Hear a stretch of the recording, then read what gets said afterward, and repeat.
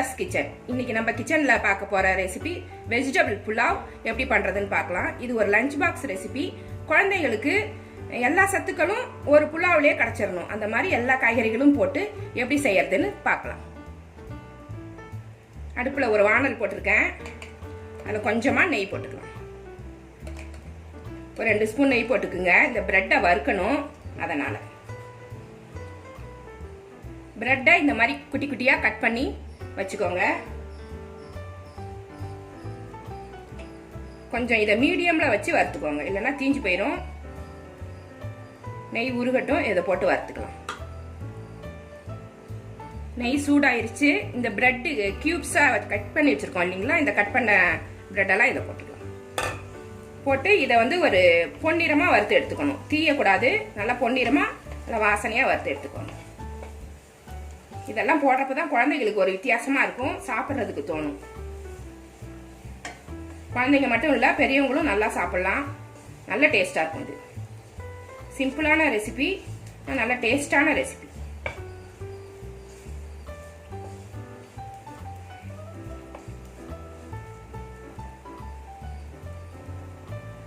பிரெட்டை நல்லா பொன்னிறமா வறுத்தாச்சு. இதுக்கு மேல வறுக்க வேண்டாம். இப்படி இருக்கும் போதே எடுத்துருங்க, தீஞ்சு போயிடும். இந்த மாதிரி எடுத்து ரெடி பண்ணி வச்சுக்கலாம். பிரெட்டை இது மாதிரி வறுத்து போட்டாதான் பிரியாணியில போடும்போது கரையாம இருக்கும். இது லாஸ்ட்ல தான் போட போறோம். இப்படி வறுத்து போடாம போட்டீங்கன்னா அது கரைஞ்சு போயிடும். இந்த பிரெட் எல்லாம் உதிர்ந்து போயிடும். இப்படி பொரிச்சு போடுறதால அது அப்படியே கிடக்கும். குக்கரை அடுப்புல வச்சு சூடு பண்ணிருக்கேன். இதுல கொஞ்சமா எண்ணெய் ஊத்திக்கலாம். நான் சன்ஃபிளவர் ஆயில் ஊத்துறேன். கொஞ்சமா ஊத்திக்கோங்க, இல்லைன்னா நிறைய எண்ணெய் தெரியும். சாதத்துல நிறைய எண்ணெய் அதிகமாயிடும். ஒரு 2 ஸ்பூன் நெய் போட்டு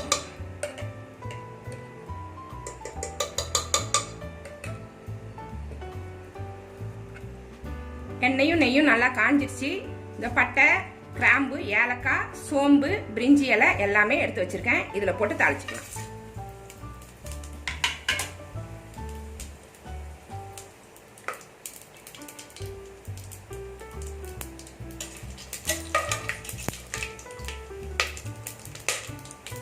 நல்லா பொரிஞ்சிருச்சு. வெங்காயத்தை சேர்த்துக்கலாம். 2 பெரிய வெங்காயம் நீள நீளமா கட் பண்ணி வச்சிருக்கேன்.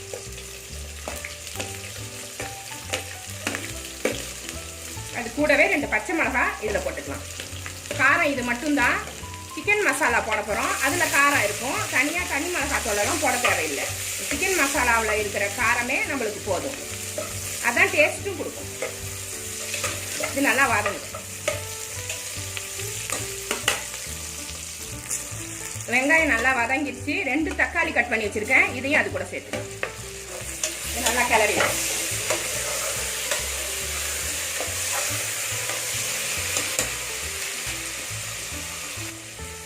தக்காளி நல்லா வதங்கிடுச்சு. ஒரு 2 ஸ்பூன் இஞ்சி பூண்டு பேஸ்ட் 2 ஸ்பூன் போடுங்க. 2 டம்ளர் அரிசி எடுத்திருக்கேன், அதுக்கு சரியா இருக்கும்.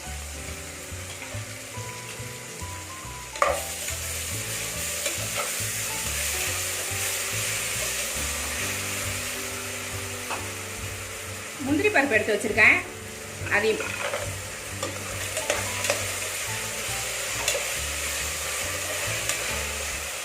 காய்கறி கேரட்டு, பீட்ரூட்டு, உருளைக்கிழங்கு, பீன்ஸ் கட் பண்ணி வச்சிருக்கேன். அதை ஃபுல்லா இதுல போட்டுக்கலாம்.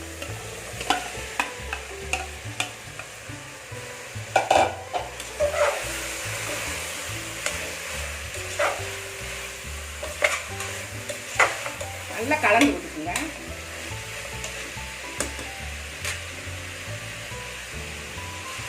அரை கப் தயிர் எடுத்து வச்சிருக்கேன், இதையும் போட்டுக்கலாம்.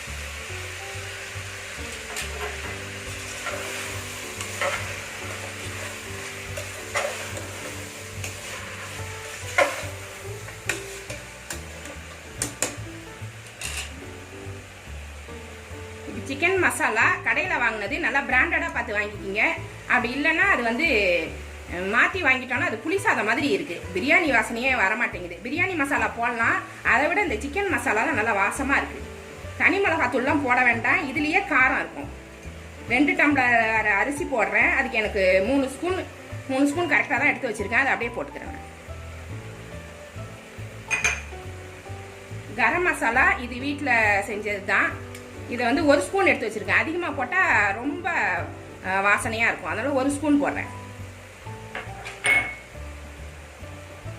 உப்பு தேவையான அளவு போட்டுக்கிறேன்.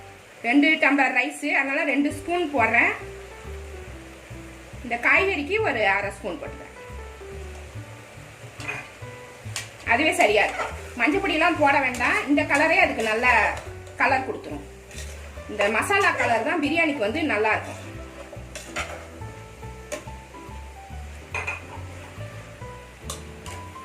கொத்தமல்லி, புதினா, கருவேப்பிலை எல்லாமே கட் பண்ணி வச்சுருக்கேன். அலசிட்டு அதை கொஞ்சம் இறக்குனதுக்கப்புறம் கொஞ்சம் போட்டுக்கலாம்.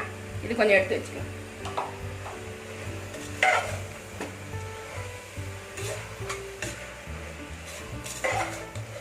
போட வேண்டிய மசாலாவெல்லாம் போட்டாச்சு. இது கூட கொஞ்சமாக தண்ணி மட்டும் கொஞ்சமாக சேர்த்துட்டு இந்த காய்கறி வந்து ஒரு பாதி வேகணும். அதுக்கப்புறம் அரிசி சேர்த்தா தான் சரியாக இருக்கும். ஒரு 1/4 டம்ளர் தண்ணி சேர்த்துக்கிறேன். இந்த காய்கறி வந்து ஒரு பாதி வேகிறதுக்கு.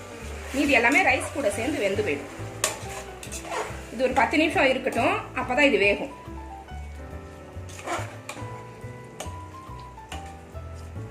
பாசுமதி ரைஸ் வந்து டக்குன்னு வெந்து போயிடும். காய்கறி வேகாமல் இருந்துடும். அதுக்கு தான் அதை கொஞ்சம் வேக வச்சுட்டு தான் அதுக்கப்புறமா நம்ம அரிசியை சேர்க்கணும். காயெல்லாம் வெந்துருச்சு. 2 டம்ளர் அரிசி எடுத்திருக்கேன். 1 டம்ளர் ரைஸுக்கு வந்து 1.5 டம்ளர் தண்ணி வைக்கணும். இப்போ 2 டம்ளருக்கு 3 டம்ளர் தண்ணி வைக்கணும். பாஸ்மதி ரைஸுக்கு அப்படிதான் கணக்கு பண்ணி வச்சுக்கணும். அப்பதான் சரியா இருக்கும். அதிகமாக ஊத்துனீங்கன்னா குழஞ்சு போயிடும்.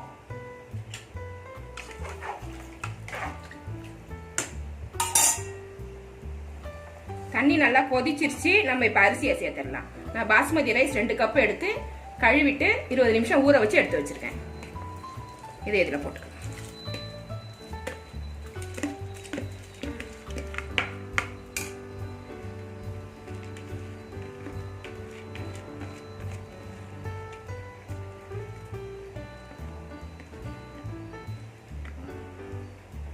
உப்பு, உரைப்பு எல்லாமே உங்களுக்கு தகுந்த மாதிரி போட்டுக்கோங்க. குழந்தைங்க வந்து ரொம்ப காரம் சாப்பிட மாட்டாங்க. அதனால காரம் கம்மியாக போட்டுக்கோங்க. அப்பதான் அவங்க விரும்பி சாப்பிடுவாங்க. இது நம்ம மூடிடுவோம்.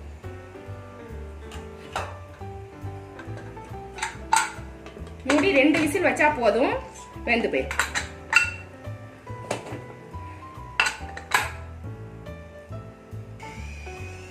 இப்போ நம்ம வெஜிடபிள் புலாவ் 2 விசில் வந்து ரெடி ஆயிடுச்சு. இதை திறந்து பார்க்கலாம்.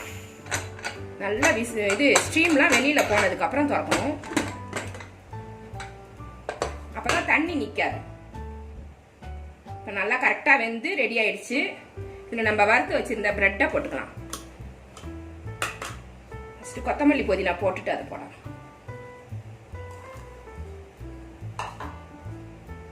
இப்போ பிரெட் அதில் போட்டுட்டு அரிசி உடையாம, சாதம் உடஞ்சிராம மெதுவாக இதை பெரட்டி விட்டுக்கணும். மெதுவாக அப்படி பெரட்டி விட்டுக்கோங்க. இதில் கலந்து போயிடும்.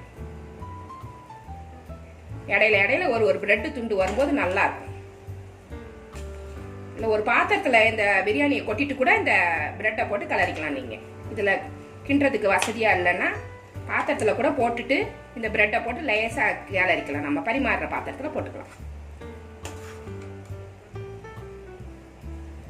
அவ்வளோதான், இது ரெடி ஆயிடுச்சு.